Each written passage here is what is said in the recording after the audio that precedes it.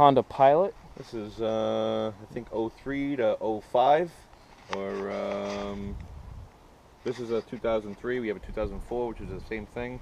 The 05 thing has a different transmission, but they'll have the same hood latch. Maybe work for a little newer of a Pilot, but if you see, won't stay shut. Again, the hood latch is not coming back all the way, and again, it's coming this side, Tobin, if you can see it.